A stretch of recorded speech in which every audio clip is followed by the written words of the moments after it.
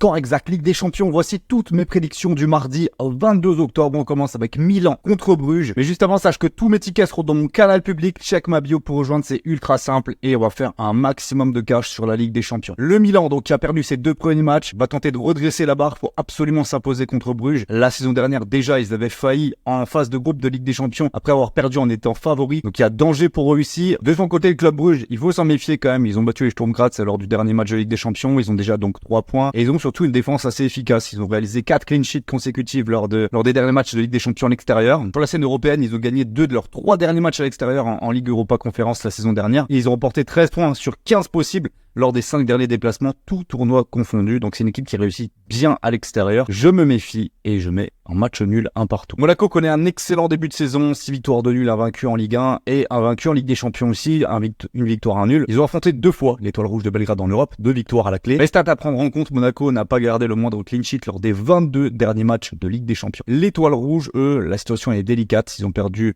leurs 5 derniers matchs contre des clubs français. Et même s'ils dominent facilement leur championnat domestique, ils n'y arrivent pas en Europe avec déjà 2 défaites dans la compétition. Victoire Monaco 3-1. Arsenal aborde ce match de Ligue des Champions contre le Shakhtar avec une défaite 2-0 le week-end dernier contre Bournemouth. En LDC, ils ont une série d'invincibilité de 9 matchs à domicile, tous accompagnés de clean sheets. C'est très impressionnant défensivement. Le Shakhtar n'a pas encore remporté de victoire dans cette phase de groupe. Et le club ukrainien n'a également pas gagné lors de ses 7 dernières visites en Angleterre. Un petit nul pour 6 défaites.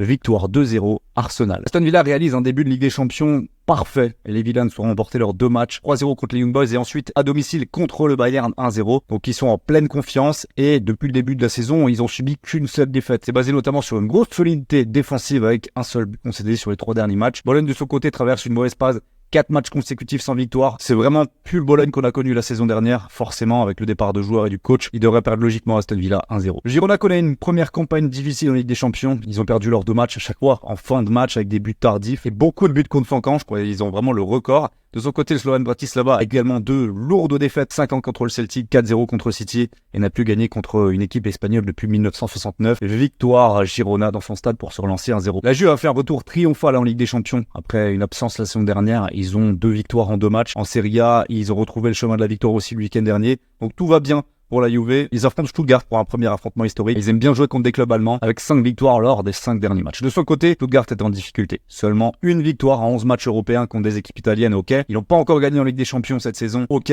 Mais surtout, ils sortent d'une défaite 4-0 contre le Bayern. Ils ont pris 4 buts en une mi-temps à peine. Ça prolonge ainsi leur série de 4 matchs sans victoire. Donc leur forme actuelle laisse guère d'espoir de décrocher une première victoire européenne face à une équipe comme la Juve. Victoire Juventus 2-1. Le Paris Saint-Germain a poursuivi son excellent début de saison en Ligue 1, toujours sans défaite avec une victoire 4-2 le week-end dernier contre Strasbourg. Ils ont rencontré des difficultés en Ligue des Champions. La victoire contre Girona, elle a été très compliquée. Ensuite, ils ont perdu 2-0 à Arsenal. Donc là, il n'y a absolument pas à calculer, ces victoires impératives. Et ça s'est senti le week-end dernier avec un gros turnover de Luis Enrique pour être complètement à 100% sur ce match-là. Paris reste une équipe redoutable à domicile. Ils ont perdu qu'un seul de leurs 37 derniers matchs de phase de groupe au Parc des Princes. Le PSV, quant à eux, ils ont remporté 9 victoires en autant de matchs dans leur championnat domestique, mais pas de victoire encore en Europe, une défaite, un nul. L'historique du PSV en France en Ligue des Champions, il est pas bon. Ils ont remporté seulement 2 de leurs 18 dernières visites européennes en France et surtout une seule de leurs 18 dernières sorties en Ligue des Champions. Donc, avantage net Paris, victoire 3-1. 5 mois après avoir remporté la Ligue des Champions contre le Borussia Dortmund, le Real Madrid les retrouve pour une affiche clé de la 3e journée. Malgré leur statut de champion, Madrid a subi sa première défaite en 15 matchs de Ligue des Champions lors de la dernière journée. C'était à Lille. À domicile, ça reste autre chose. Le Real est redoutable. Ils n'ont pas perdu en Ligue des Champions depuis le mois d'avril 2022.